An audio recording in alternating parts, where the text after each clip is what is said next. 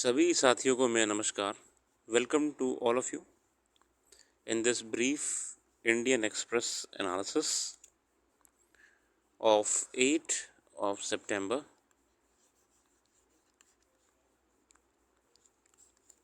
Let us begin without any delay.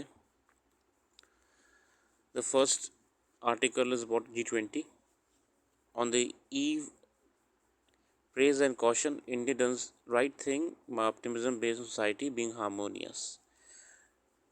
By Manoj C.G. P. Vaidyanathan Iyer. An interview of one of the finest leaders India has ever got, former Prime Minister Manmohan Singh. You can go through it, I will not consume much time. Supreme Court hands over its Green Watchdog Committee to Environment Ministry.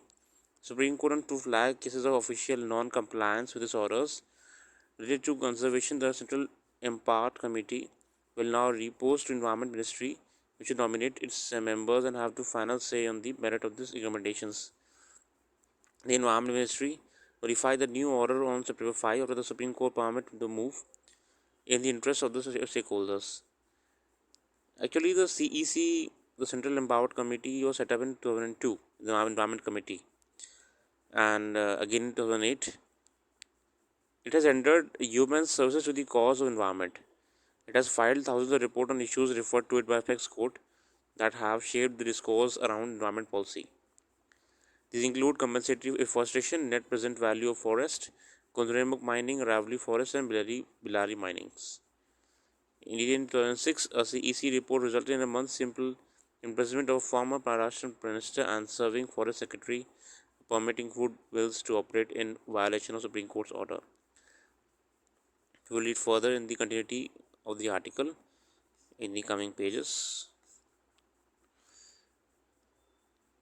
As we all know that tomorrow G20 delegations will be arriving, attending the one of the greatest meetings of world leaders on 9th of September. So best wishes to the government of India.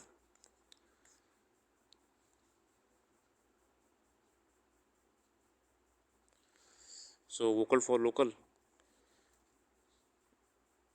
Sultanpur Bakery ready to serve delegates.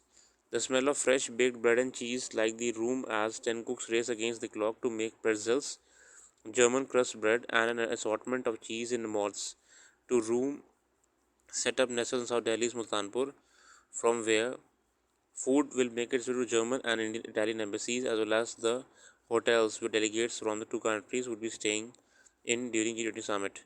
The brown bread bakery is used for taking orders from the German, Italian, and Swiss embassies and their guests in New Delhi, apart from several hotels and cafes. So this bakery actually makes a delicious orders for the various embassies. Now they are also serving for the G20 delegations. Moving forward to the other articles, you can go through all of this. I will not consume more time on it.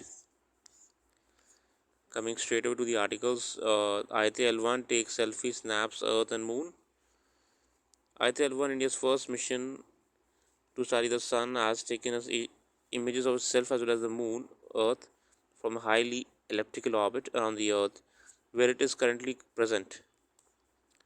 So it is sun observation mission. Okay.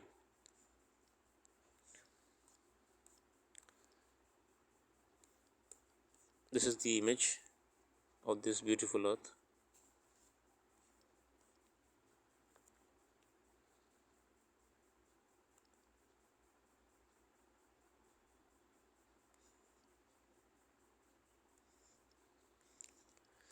This plain portion, a lot of dance, history of symbolism.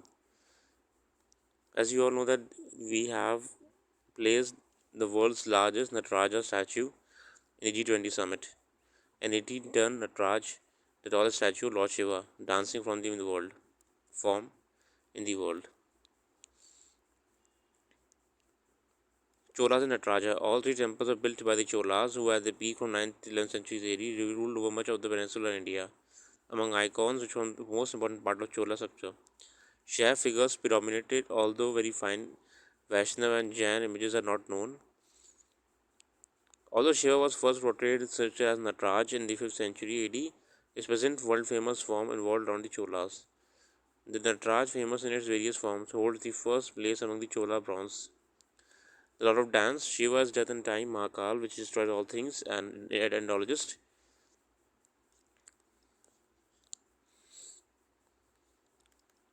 Okay.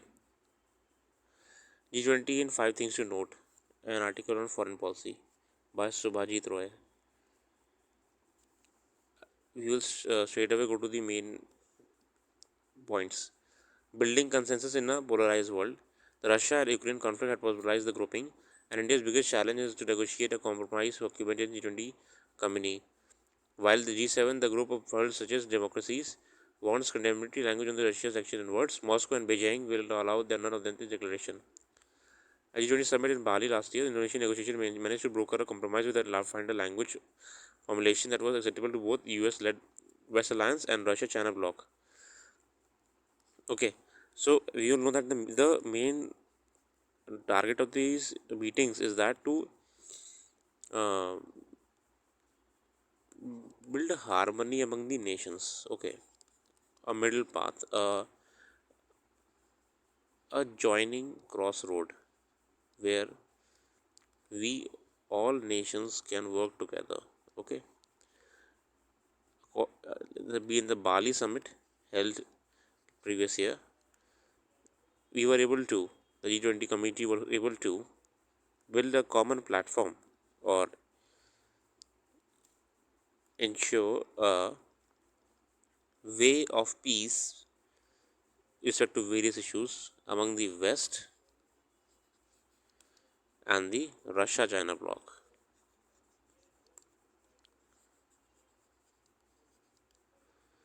and the Russia China bloc.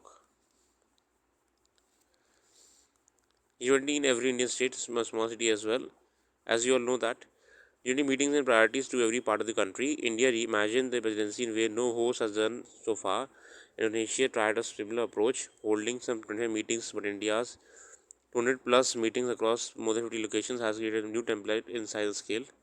You all know that every city, major city, had a G20 uh, delegation being visiting it. Third point is deliverables for now and for future presidencies. India is discussing an ambitious set proposal across sectors: digital public infrastructure, gender development, multilateral reforms, climate change, health and future pandemics. On most of these issues, Sherpas will have to come up with the final, actionable, and concrete outcome for the leaders' declaration. These deliverables are being discussed so that they can be brought into future presidencies, Brazil and South Africa. Okay, the 2024, the 2024 G20 summit will be held in Brazil. Okay, 2024 G20 summit will be held in Brazil. Voice of Global South. Okay, as you know that in the in the last lines we learned about the Western, the Russian, China, Eastern, or particularly saying the Eastern. Now, our Prime Minister Narendra Modi is focusing on the South and termed it as Global South. Then why are we busy in the conflict of West and the East nations? Why are not we talking about ourselves? We as the Global South.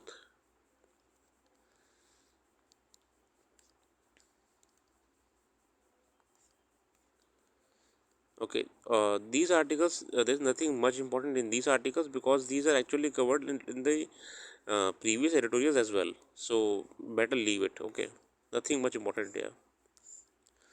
Rest it's up to you if you continue with it. Critical of a green future.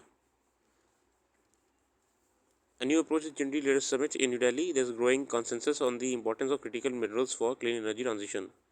The outcome document G20 Energy Transition Minister meeting Goa notes the need to maintain reliable, responsible, and sustainable supply chains of such critical minerals and materials. The critical minerals such as cobalt, lithium,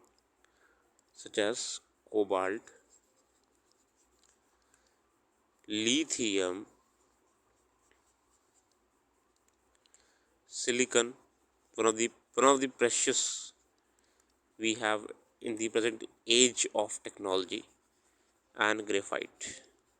Okay, very precious, very precious. The growing demand for clean technologies led to an uptick in global mining of various critical minerals. Okay, according to Council of Energy, Environment and Water (CEW), the annual production of key minerals such as lithium, Re, and cobalt registered an increase of 240%. So here we have the data. There was an increase of 240%, 240% increase. Okay, okay. In case of minerals such as cobalt, copper, and nickel, the current mine production is already more than 2% of the global reserves. Very good. You can get data from here. Okay.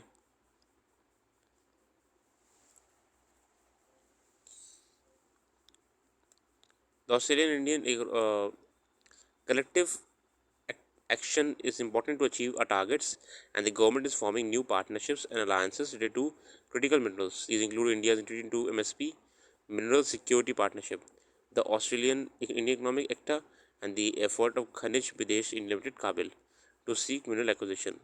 Okay, so these efforts are with respect to minerals. These efforts are with respect to minerals. Always remember that. Minerals. The efforts are MSP, Mineral Supply Security Partnership, ACTA, ECTA, and Kabul is actually an Indian initiative with respect to the mining. Okay, this is an international initiative. Very good article, very good article. Moving forward, Japan's moon mission takes off. Okay, what is the name of this mission? Japan's moon mission. It is slim. Slim. Okay, and we also know that a smart lander for investigating moon. What will be the next mission of Japan with India? Lupex. Lupex will be the Chandrayaan 4 mission. The next mission is not Chandrayaan 4, it is Lupex in between India and Japan in partnership. Okay, so Slim mission has finally launched 100 million mission, $100 million missions. Okay, by JAXA, Japan Aerospace Exploration Agency, JAXA. Wonderful.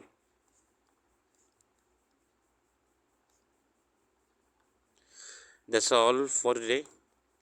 Thanks for giving your precious time and have a very, very nice day. I again want to ensure that the main target of the newspaper analysis is not to end the whole paper. Okay, I always suggest that you should read the newspaper by yourself because it will develop your mindset on how to write answers, how to understand various topics. The only sole aim or the reason why this analysis is being uploaded is that students have now fear. They fear the newspaper. That's why we open the newspaper and we are reading it continuously for 3 to 4 hours, but we are unable to understand a single thing. So we with the help of this video try to remove that fear. Okay, so that you can end the paper briefly. After watching this video, go back to the paper, read the articles by yourself. You will find out that first of all, your this reading time will reduce simultaneously. Along with, you will be able to have a better understanding of the topic as well. That's all for today. Thanks for giving your very precious time and have a nice day. All the best to G20 delegations, all the best to the G20 initiative.